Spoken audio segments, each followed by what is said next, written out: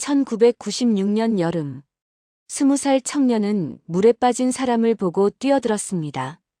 계산 같은 건 없었습니다. 그냥 몸이 먼저 움직였습니다. 사람은 살렸습니다. 하지만 바위에 부딪힌 얼굴엔 평생 지울 수 없는 흉터가 남았습니다. 저 직원 말고 다른 분이요. 혹시 싸움하다 그렇게 된 거야? 세상은 그를 피했습니다. 그리고 30년 후, 한 사람이 그의 얼굴을 오래도록 바라봤습니다. 그 상처, 혹시 계곡에서 생긴 겁니까? 이것은 흉터가 남긴 이야기입니다. 영상 시작 전 구독과 좋아요 부탁드립니다. 감사합니다. 1996년 여름, 부산 근교의 작은 마을은 유난히 무더웠습니다. 이준호는 20살이었습니다. 특별할 것 없는 청년이었지요. 부산에서 버스로 1시간 거리의 작은 마을에서 태어났고 그곳에서 자랐습니다. 아버지는 작은 가게를 운영하셨고 어머니는 그 옆에서 묵묵히 일을 도우셨습니다. 형편이 넉넉하지는 않았지만 끼니를 거른 적도 없었습니다. 그저 평범한 가정이었습니다. 준호는 고등학교를 졸업하고 곧바로 취업을 했습니다. 대학은 생각도 못했습니다. 집안 형편을 알았기 때문입니다. 부모님께 짐이 되고 싶지 않았습니다. 영업사원으로 첫 직장에 들어갔을 때 그는 어깨에 힘이 잔뜩 들어가 있었습니다. 드디어 월급을 받게 되었다는 사실이 뿌듯했습니다. 그해 여름 준호는 동기들과 함께 첫 여행을 떠났습니다. 야, 이준호. 너 회사 들어오고 나서 처음 쉬는 거 아니냐? 동기 민수가 웃으며 말했습니다. 준호는 멋쩍게 고개를 끄덕였습니다. 그랬습니다. 입사 후 3달 동안 하루도 쉬지 않았습니다. 쉬는 법을 몰랐습니다. 쉬면 뒤처질 것 같았습니다. 여행지는 경북의 한 계곡이었습니다. 맑은 물이 바위 사이로 흘러내리는 곳이었습니다. 도착했을 때 준호는 잠시 숨을 멈췄습니다. 처음 보는 풍경이었습니다. 물빛이 에메랄드색으로 빛났습니다. 양쪽으로는 울창한 나무들이 하늘을 가리고 있었습니다. 바람이 불 때마다 나뭇잎 사이로 햇살이 반짝였습니다. 동기들은 환호성을 지르며 물속으로 뛰어들었습니다. 준호도 따라 들어갔습니다. 차가운 물이 발목을 감쌌습니다. 온몸의 피로가 씻겨 내려가는 것 같았습니다. 오후 2시쯤이었습니다. 준호는 바위에 걸터 앉아 물을 마시고 있었습니다. 햇살이 따가웠습니다. 물소리가 귀를 가득 채웠습니다. 평화로웠습니다. 그때였습니다. 사람 살려. 비명이 계곡 위쪽에서 들려왔습니다. 준호는 반사적으로 고개를 돌렸습니다. 상류 쪽이었습니다. 누군가 물살에 휩쓸려 떠내려오고 있었습니다. 팔을 허우적거리고 있었습니다. 여학생이었습니다. 20살쯤 되어 보였습니다. 얼굴이 하얗게 질려 있었습니다. 입에서는 물이 쏟아져 나왔습니다. 주변 사람들이 소리를 질렀습니다. 하지만 아무도 움직이지 않았습니다. 물살이 새 보였습니다. 바위도 많았습니다. 위험해 보였습니다. 준호는 생각할 틈이 없었습니다. 몸이 먼저 움직였습니다. 신발도 벗지 않았습니다. 그냥 뛰어들었습니다. 차가운 물이 온몸을 덮쳤습니다. 물살이 거셌습니다. 예상보다 훨씬 세찼습니다. 하지만 멈출 수 없었습니다. 여학생이 보였습니다. 점점 가까워졌습니다. 손잡아요. 준호가 외쳤습니다. 여학생이 손을 뻗었습니다. 손가락이 닿았습니다. 잡았습니다. 준호는 온 힘을 다해 그녀를 끌어안았습니다. 물살에 휩쓸리지 않으려 발버둥 쳤습니다. 그 순간이었습니다. 물속에 잠겨있던 바위가 보이지 않았습니다. 준호의 얼굴이 그대로 바위에 부딪혔습니다. 둔탁한 충격이 머리를 관통했습니다. 눈앞이 하얘졌습니다. 피가 물속으로 퍼져나갔습니다. 의식이 흐려졌습니다. 하지만 손은 놓지 않았습니다. 준호는 이를 악물었습니다. 물 밖으로 여학생의 머리를 밀어 올렸습니다. 바위를 더듬어 잡았습니다. 한 발 한 발. 물살과 싸우며 얕은 곳으로 나아갔습니다. 얼굴에서 피가 흘러내렸습니다. 한쪽 눈이 제대로 보이지 않았습니다. 그래도 멈추지 않았습니다. 얼마나 지났을까요? 준호는 여학생을 바위 위로 밀어 올렸습니다. 동기들이 달려왔습니다. 누군가 준호의 팔을 잡아 끌어올렸습니다. 그제야 준호는 정신을 잃었습니다. 눈을 떴을 때 천장이 보였습니다. 하얀 천장이었습니다. 소독약 냄새가 코를 찔렀습니다. 병원이었습니다. 중환자실이었습니다. 온몸이 천근만근이었습니다. 얼굴이 뜨거웠습니다. 아팠습니다. 숨을 쉴 때마다 찌릿한 통증이 왼쪽 얼굴을 타고 올라왔습니다. 준호야. 어머니의 목소리가 들렸습니다. 고개를 돌리니 어머니가 울고 계셨습니다. 아버지도 옆에 서 계셨습니다. 표정이 굳어 있었습니다. 그 아가씨는요? 준호가 물었습니다. 목소리가 제대로 나오지 않았습니다. 살았다. 내 덕분에. 아버지가 짧게 말씀하셨습니다. 준호는 안도의 한숨을 내쉬었습니다. 살았습니다. 그녀가 살았습니다. 그것만으로 충분했습니다. 일주일이 지났습니다. 붕대를 풀었습니다. 의사가 거울을 건네주었습니다. 준호는 잠시 망설였습니다. 무언가 불길한 예감이 들었습니다. 하지만 외면할 수는 없었습니다. 거울을 들어 올렸습니다. 그 순간 준호는 숨을 멈췄습니다. 거울 속의 얼굴은 낯설었습니다. 왼쪽 눈 밑에서 턱까지 길게 흉터가 이어져 있었습니다. 살이 깊게 파인 자국이었습니다. 빨갛게 부어올라 있었습니다. 울퉁불퉁했습니다. 그의 얼굴이 맞는지 의심스러웠습니다.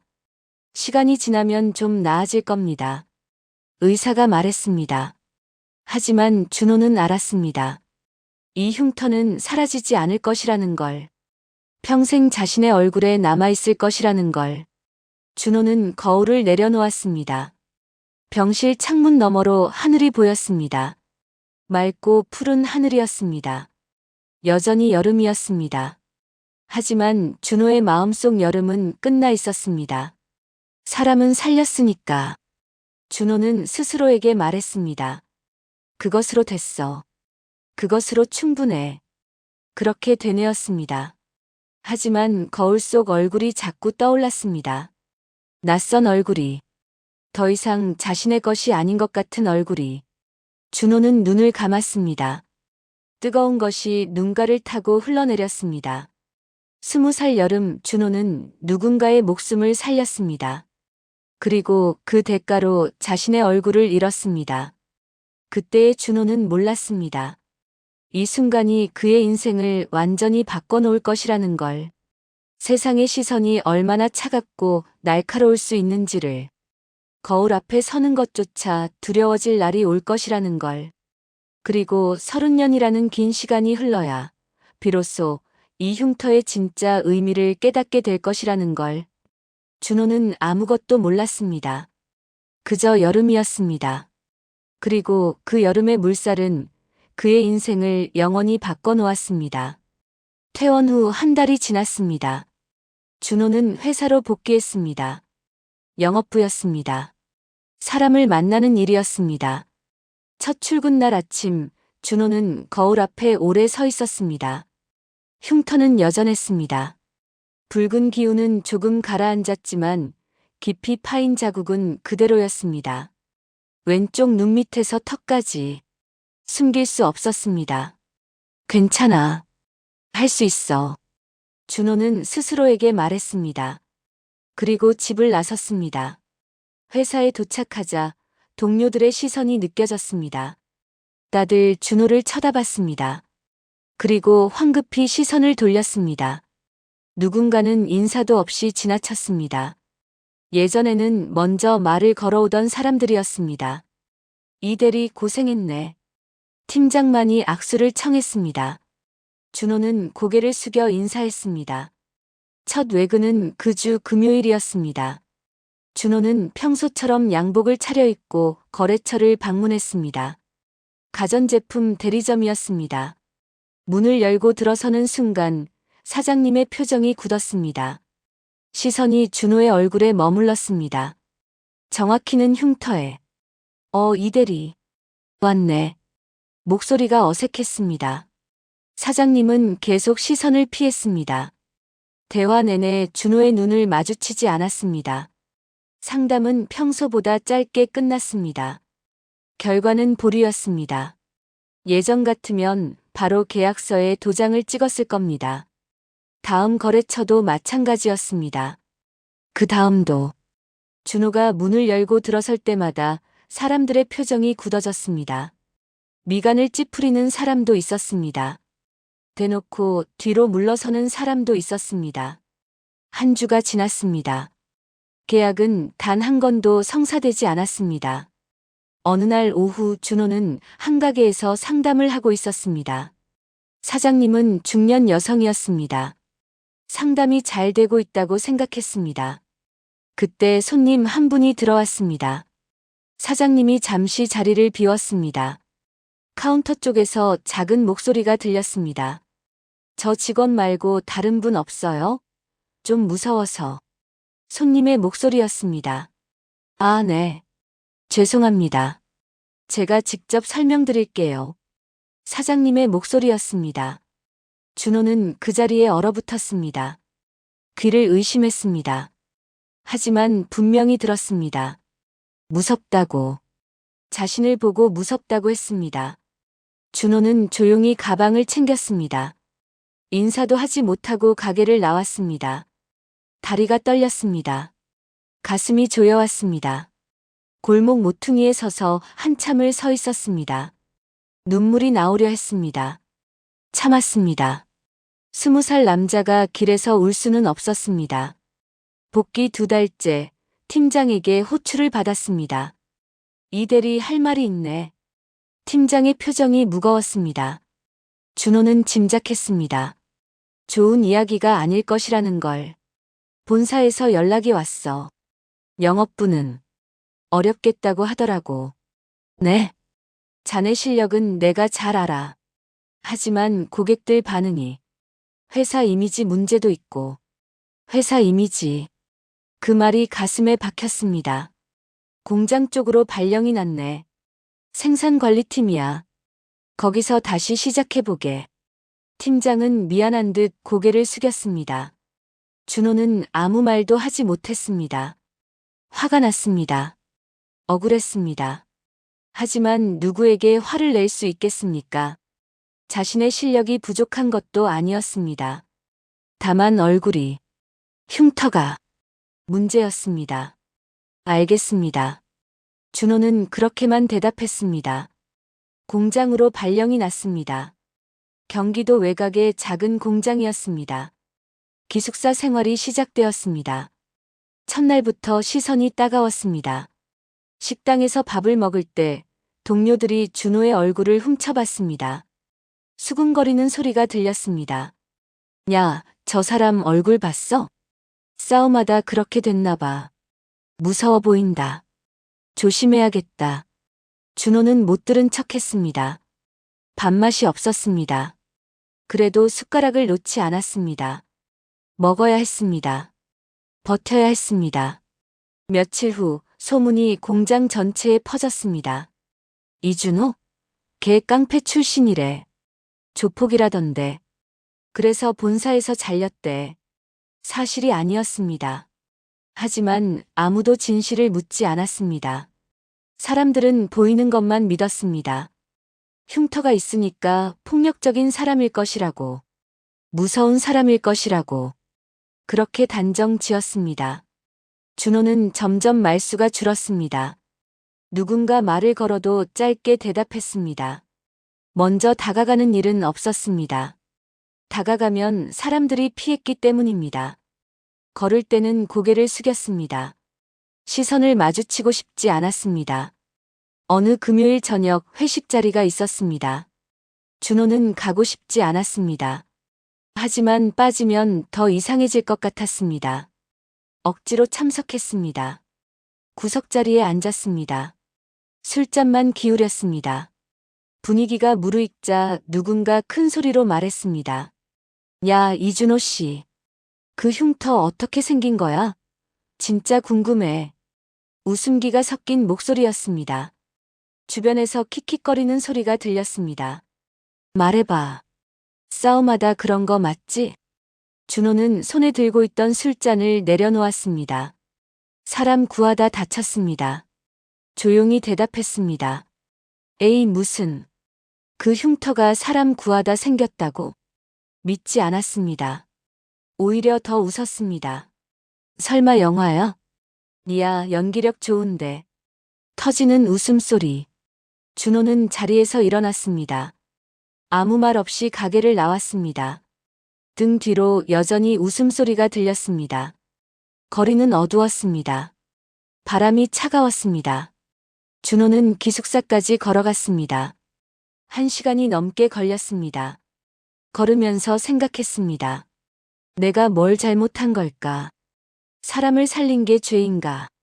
왜 나만 이런 대우를 받아야 하나? 대답은 나오지 않았습니다. 이듬해 준호는 군에 입대했습니다. 어쩌면 도망이었습니다. 이 상황에서 벗어나고 싶었습니다. 군대에서는 모두가 같다고 들었습니다. 계급만 있을 뿐 출신이나 외모는 중요하지 않다고 기대를 품었습니다. 하지만 현실은 달랐습니다. 훈련소 첫날 조교의 시선이 준호의 얼굴에 오래 머물렀습니다. 너 그 흉터 뭐야? 계곡에서 사고로 다쳤습니다. 조교는 고개를 끄덕이고 지나갔습니다. 하지만 그 후로 뭔가 달라졌습니다. 동기들이 준호를 피했습니다. 같은 내무반 인원들조차 거리를 뒀습니다. 밤에 이야기를 나눌 때도 준호는 끼지 못했습니다. 야, 저 형 좀 무섭지 않냐? 어둠 속에서 속삭이는 소리가 들렸습니다. 그러게. 뭔가 있어 보여. 건드리지 말자. 괜히 엮이면. 준호는 눈을 감았습니다. 듣지 못한 척했습니다. 하지만 가슴 속에서 무언가가 무너져 내렸습니다. 자대 배치 후에도 마찬가지였습니다. 준호는 묵묵히 맡은 일을 했습니다. 군기도 바르게 잡았습니다. 하지만 후임들은 그를 어려워했고 동기들은 그를 기피했습니다. 선임들마저 불편해했습니다. 이준호, 넌 좀 웃어라. 표정이 왜 그래? 한 선임이 말했습니다. 네, 알겠습니다. 준호는 웃으려고 했습니다. 하지만 거울 속 자신의 웃는 얼굴은 오히려 더 흉해 보였습니다. 흉터가 일그러졌습니다. 그 뒤로 준호는 웃지 않았습니다. 제대 후 24살이 되었습니다. 준호는 다시 취업 전선에 뛰어들었습니다. 새로운 시작을 꿈꿨습니다. 이력서를 수십 통 썼습니다. 면접을 보러 다녔습니다. 하지만 결과는 늘 같았습니다. 연락드리겠습니다. 그 말이 끝이었습니다. 연락은 오지 않았습니다. 어떤 면접에서는 대놓고 말하는 사람도 있었습니다.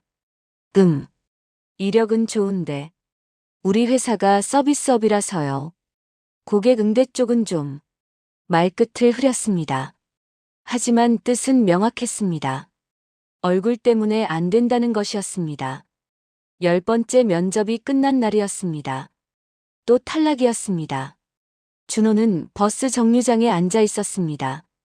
해가 지고 있었습니다. 노을이 붉게 물들었습니다. 아름다웠습니다. 하지만 준호의 눈에는 들어오지 않았습니다. 나는 뭘까? 생각했습니다. 사람을 살렸는데 그게 내 죄인가? 분노도 슬픔도 아닌 감정이었습니다. 체념이었습니다. 세상은 자신을 받아주지 않았습니다. 아무리 노력해도 소용없었습니다. 흉터가 있는 한 자신은 영원히 이상한 사람이었습니다. 집에 돌아와 방에 들어갔습니다. 거울이 보였습니다. 준호는 거울을 천으로 덮었습니다. 더 이상 보고 싶지 않았습니다. 자신의 얼굴이, 이 흉터가, 모든 것이.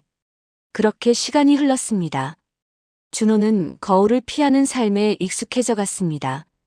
사람들의 시선에도, 수군거림에도, 거절당하는 것에도 무뎌지는 것이 아니었습니다. 그냥 느끼지 않으려 했습니다. 느끼면 버틸 수 없었기 때문입니다.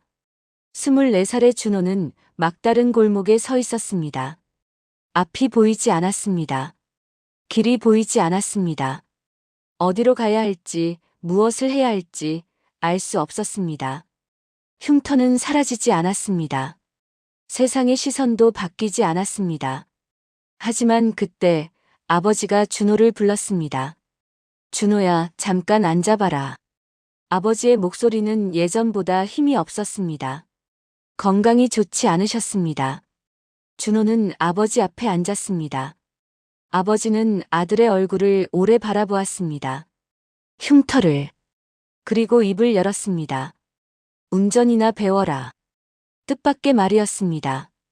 준호는 고개를 들었습니다. 네. 택시. 얼굴보다 책임감이 먼저인 일이다. 손님은 내 운전 실력만 보지.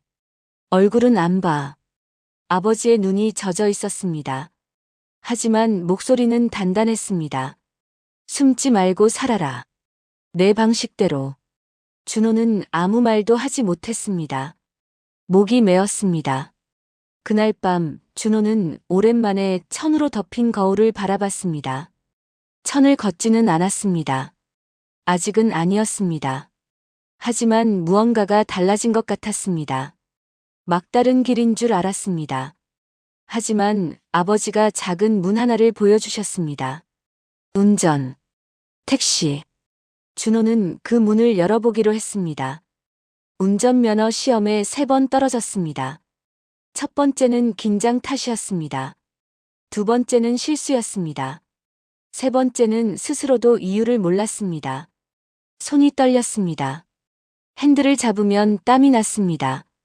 시험관의 시선이 느껴질 때마다 흉터가 뜨거워지는 것 같았습니다. 네 번째 시험날 아침, 준호는 거울 앞에 섰습니다. 여전히 천으로 덮여 있었습니다. 준호는 천을 걷지 않았습니다. 대신 눈을 감고 아버지의 말을 떠올렸습니다. 얼굴보다 책임감이 먼저인 일이다. 그 말을 되뇌며 시험장으로 향했습니다. 합격이었습니다. 집에 돌아와 아버지께 말씀드렸습니다. 아버지는 아무 말 없이 고개만 끄덕이셨습니다. 하지만 눈가가 붉어진 것을 준호는 보았습니다. 택시기사 자격증을 따기까지 넉 달이 더 걸렸습니다. 그 사이 아버지의 건강은 더 나빠지셨습니다. 병원비가 늘었습니다. 어머니는 말없이 허리띠를 졸라매셨습니다. 준호는 조급해졌습니다. 빨리 돈을 벌어야 했습니다. 가족을 도와야 했습니다. 25살 봄, 준호는 드디어 택시회사에 입사했습니다. 부산의 작은 택시회사였습니다. 차량 30대 남짓. 사무실은 낡았고 대기실 소파는 해져 있었습니다. 하지만 준호에게는 상관없었습니다. 자신을 받아준 곳이었습니다. 면접 때 사장님은 준호의 얼굴을 한번 보고 고개를 끄덕였습니다. 운전만 잘하면 돼. 다른 건 신경 쓰지 마. 그 한마디가 고마웠습니다. 첫 운행날이 다가왔습니다. 전날 밤 준호는 잠을 이루지 못했습니다. 천장만 바라봤습니다. 온갖 생각이 머리를 스쳤습니다. 손님이 내 얼굴을 보면 어떨까? 무서워하면 어떡하지? 내리라고 하면, 신고하면. 생각이 꼬리에 꼬리를 물었습니다. 새벽 5시에 일어났습니다. 세수를 하고 옷을 입었습니다. 거울은 보지 않았습니다. 볼 필요가 없었습니다. 어차피 바뀐 것은 없었습니다. 회사에 도착해 차 키를 받았습니다. 하얀색 택시였습니다. 새 차는 아니었습니다. 곳곳에 작은 흠집이 있었습니다. 하지만 준호의 눈에는 빛나 보였습니다. 자신의 택시, 자신의 자리, 운전석에 앉았습니다. 핸들을 잡았습니다. 손이 떨렸습니다. 심호흡을 했습니다. 시동을 걸었습니다. 엔진 소리가 울렸습니다. 기어를 넣고 천천히 차를 뺐습니다.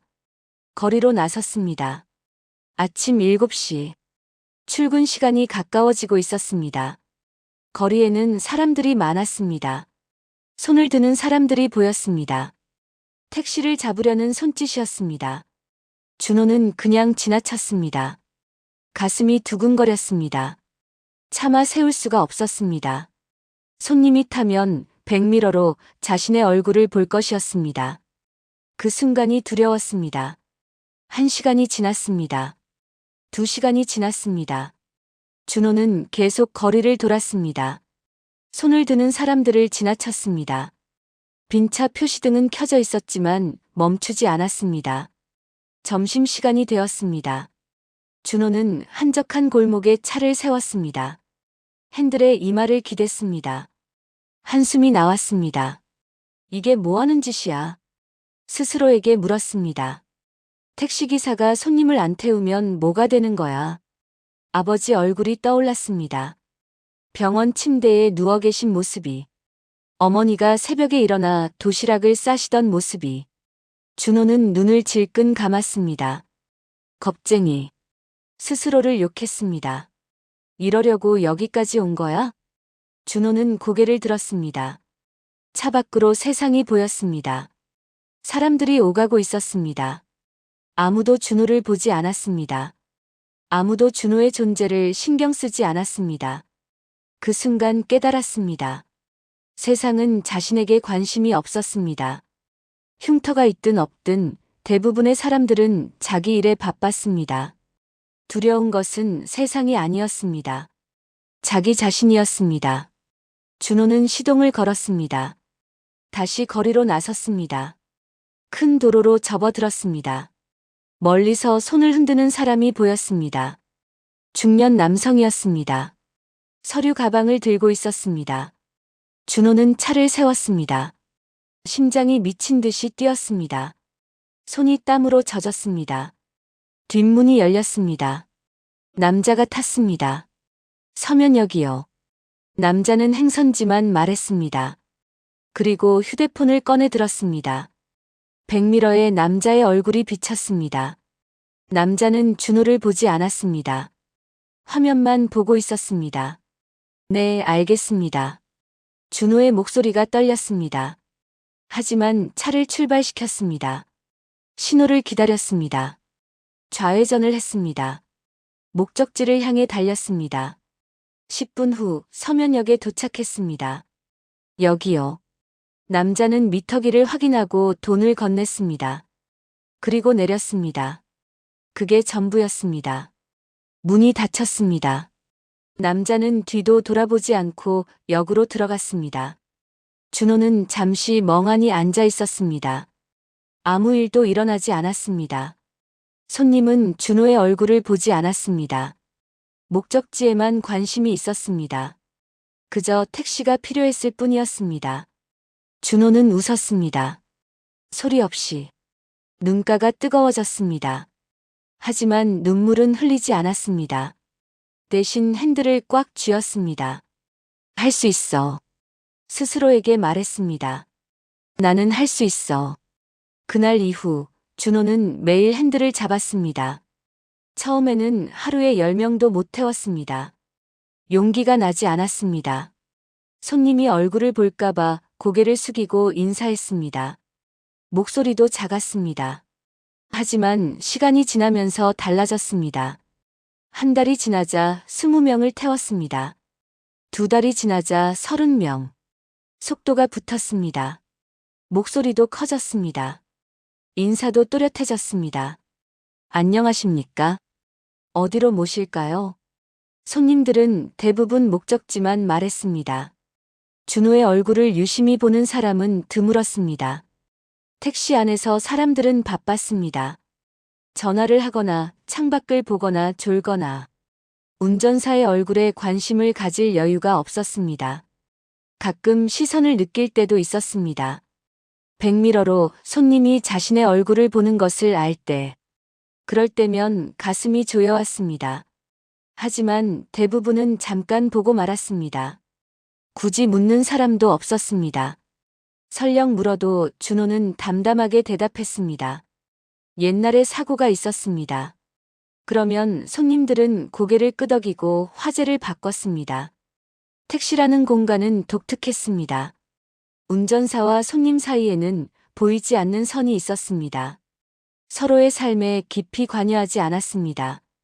잠깐 만나고 헤어지는 관계. 그 거리감이 준호에게는 오히려 편안했습니다. 1년이 지났습니다. 아버지가 돌아가셨습니다. 봄이었습니다. 벚꽃이 흩날리던 날이었습니다. 준호는 운행 중에 연락을 받았습니다. 손님을 내려드리고 병원으로 달렸습니다. 하지만 늦었습니다. 아버지는 이미 눈을 감고 계셨습니다. 장례를 치렀습니다. 조문객은 많지 않았습니다. 친척 몇 분과 아버지의 오랜 친구들. 준호는 상주 자리를 지켰습니다. 사흘 동안 거의 잠을 자지 못했습니다. 마지막 날 밤 빈소가 조용해졌을 때 어머니가 말씀하셨습니다. 아버지가 그러셨어. 네. 우리 준호 택시기사 한다고 해서 걱정했는데 이젠 안심이 된다고. 아들 얼굴에서 빛이 나더라고. 준호는 아무 말도 하지 못했습니다. 잘하고 있는 거야, 아들아. 어머니의 손이 준호의 손등을 감쌌습니다. 거칠고 작은 손이었습니다. 평생 일만 하신 손이었습니다. 준호는 고개를 숙였습니다. 눈물이 흘렀습니다. 참으려 했지만 참아지지 않았습니다. 아버지가 보여주신 문. 그 문을 열고 들어온 것이 잘한 일이었다고. 아버지가 인정해 주셨다는 것. 그게 눈물이 나도록 고마웠습니다. 세월이 흘렀습니다. 5년이 지나고 10년이 지났습니다. 15년, 20년. 준호는 매일 핸들을 잡았습니다. 새벽에 나가 밤에 들어왔습니다. 명절에도, 폭우가 쏟아지는 날에도, 폭설이 내리는 날에도, 쉬는 날이 거의 없었습니다. 힘들었습니다. 허리가 아팠습니다. 어깨가 결렸습니다. 하지만 불평하지 않았습니다. 이 일이 자신을 살렸기 때문입니다. 수많은 손님을 태웠습니다. 회사로 가는 직장인, 공항으로 가는 여행객, 병원으로 가는 노인, 학원으로 가는 학생. 기뻐하는 사람, 슬퍼하는 사람, 화난 사람, 지친 사람. 택시 안에서 준호는 그들의 삶을 잠깐씩 들여다봤습니다. 어떤 손님은 말을 걸었습니다. 기사님, 오래 하셨어요? 20년 됐습니다. 대단하시네요. 그런 말을 들을 때면 준호는 조용히 웃었습니다. 흉터는 여전했습니다. 세월이 지나면서 조금 옅어졌지만 사라지지는 않았습니다. 하지만 더 이상 숨기려 하지 않았습니다. 그냥 자신의 일부로 받아들였습니다. 45이 되던 해, 준호는 조용히 생각했습니다. 이렇게 사는 것도 괜찮다고. 거창한 성공은 아니지만 자신의 자리에서 묵묵히 일하는 삶. 누군가를 목적지까지 안전하게 데려다주는 일. 그것만으로도 의미가 있다고. 어머니와 함께 작은 집에서 살았습니다. 넉넉하지는 않았지만 부족하지도 않았습니다. 평온했습니다. 준호는 그 평온함 속에서 앞으로도 이렇게 살아갈 것이라 생각했습니다. 그런데 그해 가을 예상치 못한 일이 일어났습니다. 본사 회장이 지점을 방문한다는 공지가 내려왔습니다. 택시회사가 대기업 계열사에 인수된 지 몇 년 되지 않았을 때였습니다. 기사들 사이에서 술렁임이 있었습니다. 하지만 준호는 크게 신경 쓰지 않았습니다. 자신과는 상관없는 일이라고 생각했습니다. 그날도 준호는 평소처럼 운행을 마치고 차고지에 들어왔습니다.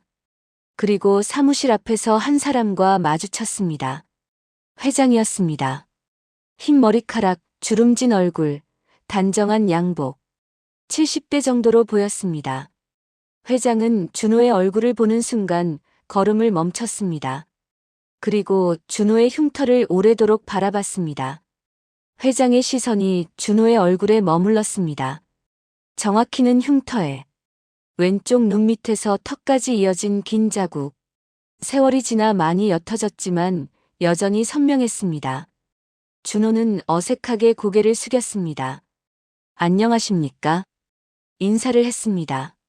하지만 회장은 대답하지 않았습니다. 그저 준호의 얼굴을 바라볼 뿐이었습니다. 눈빛이 이상했습니다.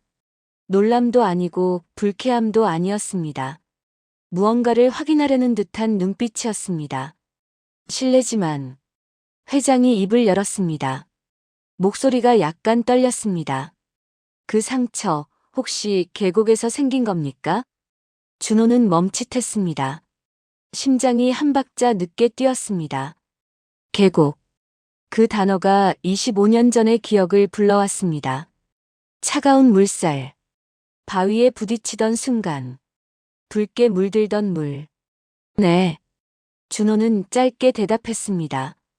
1996년. 경북의 계곡에서요. 물에 빠진 사람을 구하다가 말을 잇지 못했습니다. 회장의 눈에 눈물이 고여 있었기 때문입니다. 그 사람이 회장의 목소리가 갈라졌습니다. 그 사람이 제 딸입니다. 준호는 자신의 귀를 의심했습니다. 딸. 그 여학생이 회장의 딸이라고. 30년 전 물에 빠져 떠내려오던 그 여학생이 지금 눈앞에 서 있는 이 회장의 딸이라고. 잠깐 저기 안으로 들어가시지요. 사무실 직원이 다가와 말했습니다. 회장은 고개를 저었습니다. 괜찮습니다. 잠시만. 회장은 준호의 손을 잡았습니다. 주름진 손이었습니다. 하지만 힘이 있었습니다. 이야기를 좀 나눌 수 있겠습니까? 준호는 고개를 끄덕였습니다. 다른 선택지가 없었습니다. 아니, 선택의 문제가 아니었습니다. 알고 싶었습니다. 그날 이후 그녀에게 무슨 일이 있었는지. 회장과 준호는 사무실 옆 작은 회의실로 들어갔습니다. 문이 닫히자 회장이 먼저 입을 열었습니다. 이름이 어떻게 됩니까? 이준호입니다. 이준호 씨. 회장은 그 이름을 천천히 되뇌었습니다. 마치 오래 잊었던 단어를 다시 떠올리듯이. 저는 30년을 찾았습니다. 당신을. 회장의 이야기가 시작되었습니다. 그의 딸 이름은 서연이었습니다. 1996년 그해 여름 서연은 20살이었습니다. 대학교 1학년. 친구들과 계곡으로 놀러 갔다가 물에 빠졌습니다. 수영을 할 줄 알았지만 물살이 너무 세었습니다. 바위에 다리가 걸렸습니다. 허우적거리다 떠내려갔습니다. 그때 누군가 뛰어들었다고 했습니다. 회장이 말했습니다. 젊은 남자가 신발도 안 벗고 그냥 뛰어들어서 딸을 끌어냈다고. 그런데 그 사람이 바위에 얼굴을 크게 다쳤다고. 회장의 목소리가 흔들렸습니다. 딸이 정신을 차렸을 때 그 사람은 이미 병원으로 옮겨진 뒤였습니다. 이름도 모르고 얼굴도 제대로 못 봤다고 했습니다. 그냥 피투성이 얼굴만 어렴풋이 기억난다고. 준호는 조용히 듣고 있었습니다. 가슴속에서 무언가가 뜨거워지고 있었습니다. 딸은 다리 부상이 심했습니다. 인대가 찢어졌어요. 회장이 이어갔습니다. 그 아이 어릴 때부터 발레를 했습니다. 꿈이 무용가였어요. 그런데 그 사고로 다시는 무대에 서지 못하게 됐습니다. 침묵이 흘렀습니다. 딸이 얼마나 울었는지 모릅니다. 몇 달을 울었어요. 하지만 시간이 지나면서 달라졌습니다. 대학에서 경영학으로 전과했고 열심히 공부했습니다. 지금은 우리 회사 부사장입니다. 회장이 처음으로 웃었습니다. 눈가에 주름이 깊게 잡혔습니다. 딸이 그랬습니다. 누군가가 목숨을 걸고 자신을 살렸으니 그 삶을 헛되게 살 수 없다고. 그래서 더 열심히 살았다고. 준호는 말을 잇지 못했습니다. 목이 메었습니다. 그런데 저는 회장의 표정이 어두워졌습니다. 저는 평생 죄책감을 안고 살았습니다. 내 딸을 살린 사람이 큰 상처를 입었는데 고맙다는 인사도 못했으니 얼마나 찾았는지 모릅니다. 그 계곡 근처 병원을 다 뒤졌어요. 경찰에도 부탁했고 사람을 써서 수소문도 했습니다. 하지만 못 찾았습니다. 회장이 준호의 눈을 바라봤습니다. 그런데 오늘 여기서 당신을 만났습니다. 준호는 한참 동안 아무 말도 하지 못했습니다. 30년이었습니다. 30년 동안 그 일은 자신에게 상처로만 남아 있었습니다.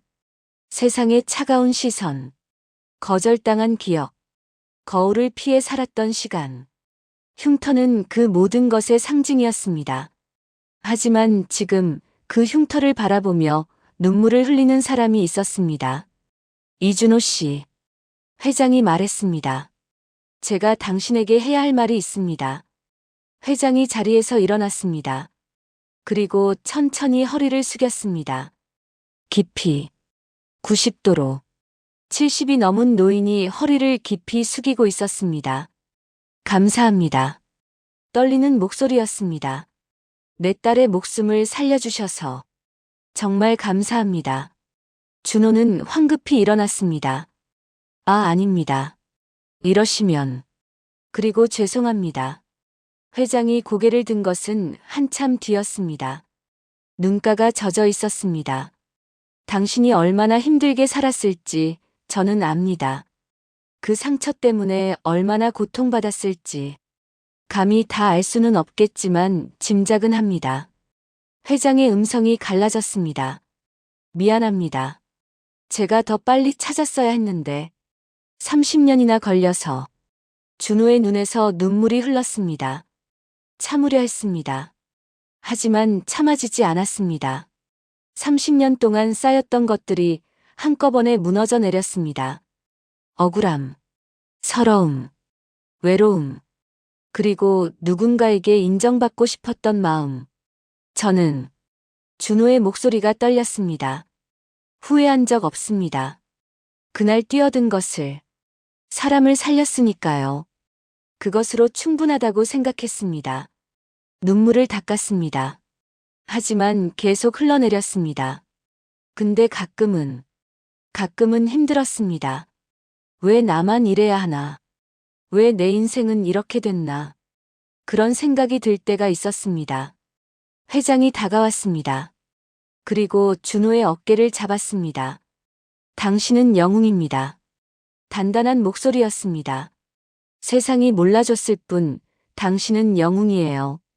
내 딸의 생명을 구한 사람. 그 대가로 자신의 얼굴을 잃은 사람. 그런데도 30년을 묵묵히 살아온 사람. 회장의 손에 힘이 들어갔습니다. 이제는 제가 당신의 인생을 책임지고 싶습니다. 회장은 여러 가지를 제안했습니다. 흉터 치료, 생활 안정 자금, 지점장 승진. 준호는 손사래를 쳤습니다. 과분하다고, 받을 수 없다고. 이준호 씨. 회장이 말했습니다. 이건 보상이 아닙니다. 30년 늦은 감사입니다. 하지만 내 딸의 목숨값이 얼마라고 생각합니까? 회장의 눈빛이 진지했습니다.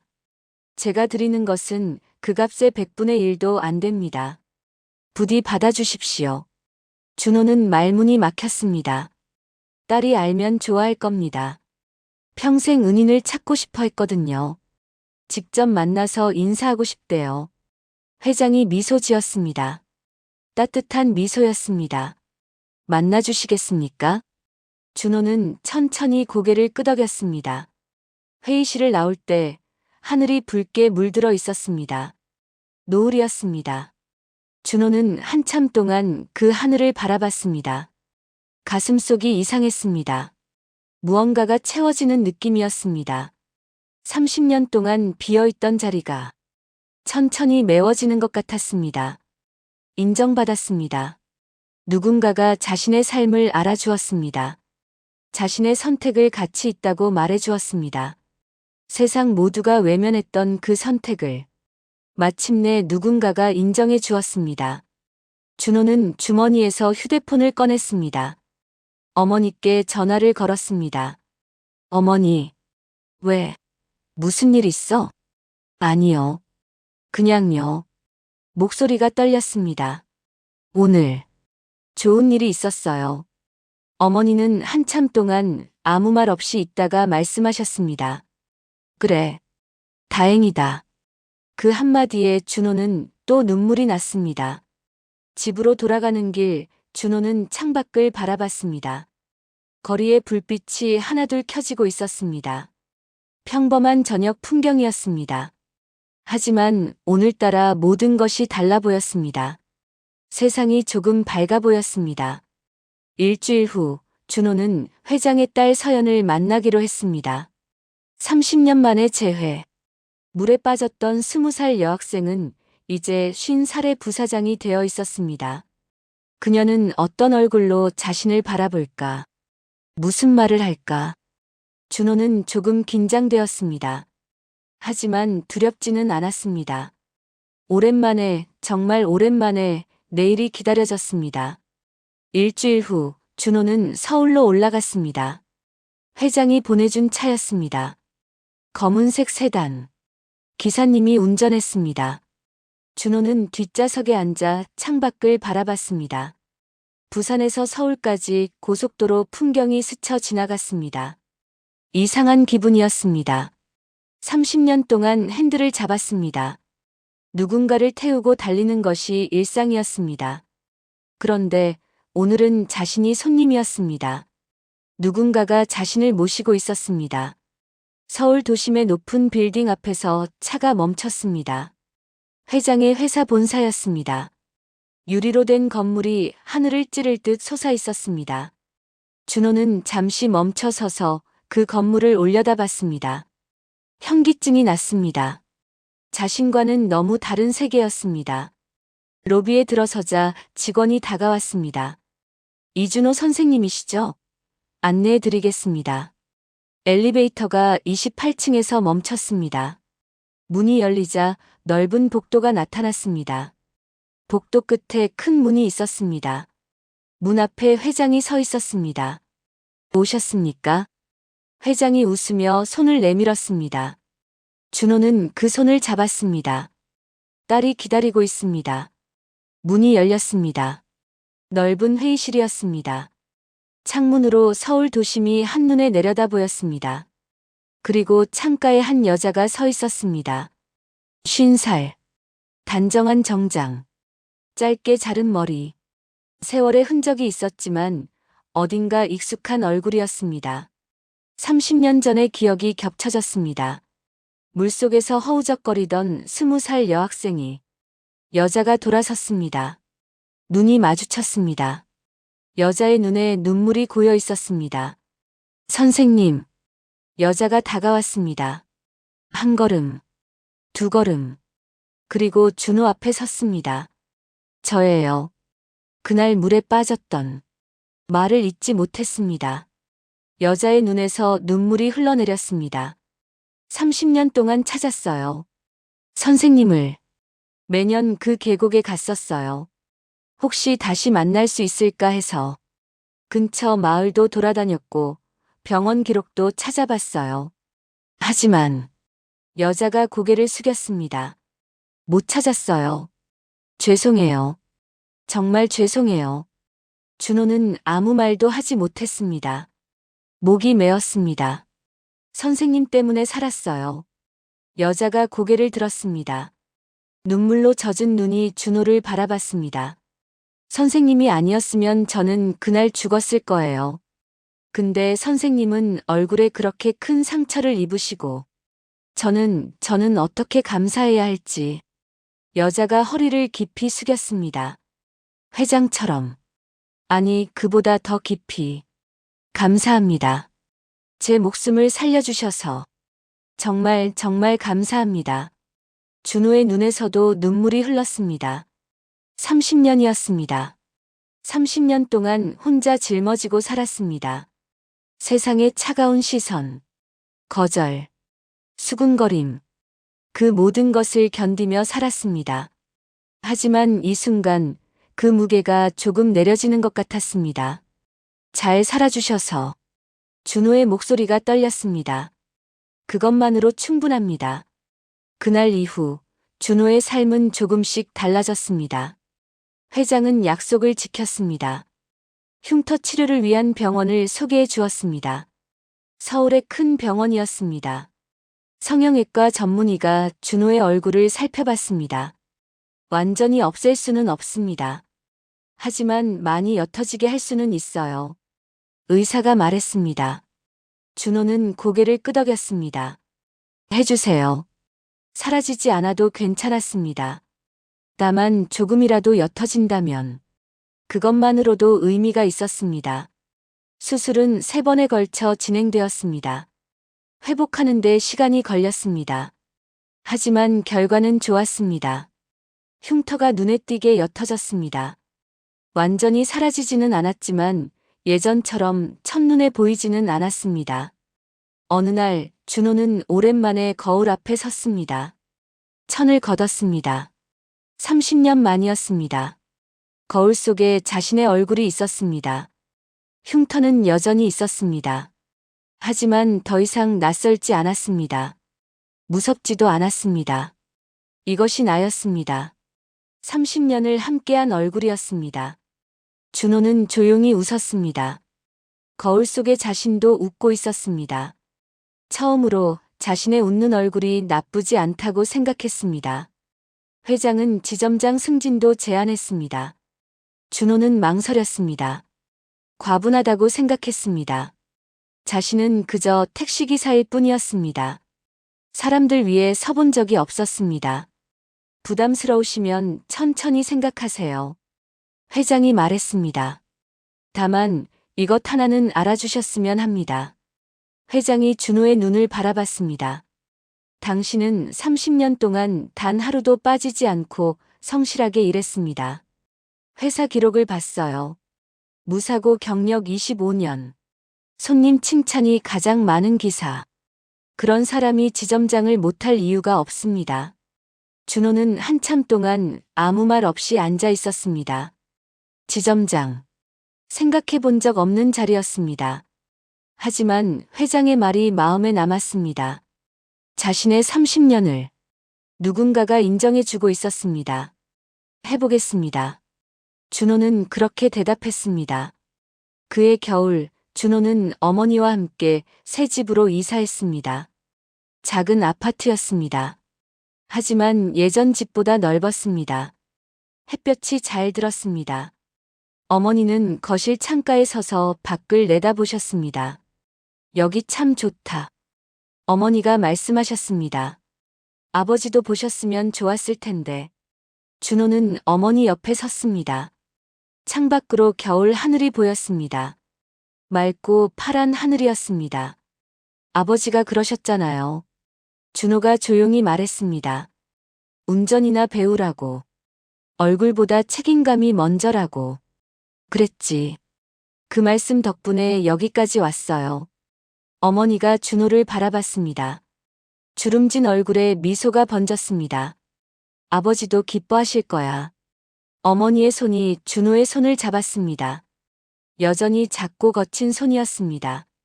하지만 따뜻했습니다. 잘했어, 아들아. 그 한마디에 준호의 눈시울이 붉어졌습니다. 이듬해 봄 준호는 지점장이 되었습니다. 처음에는 어색했습니다. 사람들 앞에 서는 것이 익숙하지 않았습니다. 하지만 천천히 적응해 나갔습니다. 기사들과 이야기를 나눴습니다. 그들의 고충을 들었습니다. 자신이 겪었던 일들을 떠올리며 그들의 마음을 이해하려 했습니다.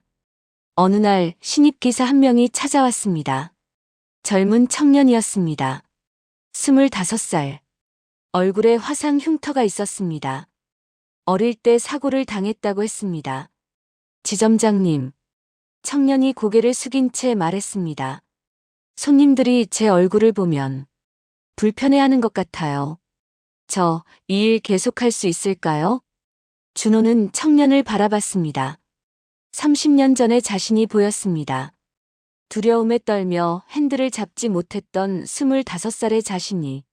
잠깐 앉아봐. 준호가 말했습니다. 청년이 의자에 앉았습니다. 내 얼굴 봐. 준호가 자신의 왼쪽 볼을 가리켰습니다. 옅어졌지만 여전히 남아있는 흉터가 보였습니다. 나도 흉터가 있어. 30년 전에 생긴 거야. 청년의 눈이 커졌습니다. 처음에는 나도 무서웠어. 손님을 못 태웠어. 하루 종일 빈 차로 돌아다녔지. 준호가 조용히 웃었습니다. 근데 알아? 세상은 생각보다 우리한테 관심이 없어. 손님들은 목적지에만 관심 있어. 우리 얼굴은 안 봐. 청년이 고개를 들었습니다. 물론 가끔 힘든 일도 있을 거야. 상처받을 때도 있겠지. 하지만 그게 전부는 아니야. 준호가 청년의 어깨를 두드렸습니다. 넌 할 수 있어. 내가 했으니까 너도 할 수 있어. 청년의 눈에 눈물이 고였습니다. 하지만 울지 않았습니다. 대신 고개를 깊이 숙여 인사했습니다. 감사합니다. 지점장님. 어느 날 저녁 준호는 오래된 앨범을 꺼냈습니다. 사진이 많지 않았습니다. 흉터가 생긴 후로는 사진을 찍지 않았기 때문입니다. 카메라 앞에 서는 것이 싫었습니다. 기록으로 남기고 싶지 않았습니다. 하지만 앨범 마지막 장에 새 사진이 한 장 있었습니다. 얼마 전 어머니와 함께 찍은 사진이었습니다. 새 아파트 거실에서 준호가 웃고 있었습니다. 어머니도 웃고 있었습니다. 햇살이 두 사람의 얼굴을 비추고 있었습니다. 준호는 그 사진을 오래 바라봤습니다. 흉터가 보였습니다. 옅어졌지만 분명히 있었습니다.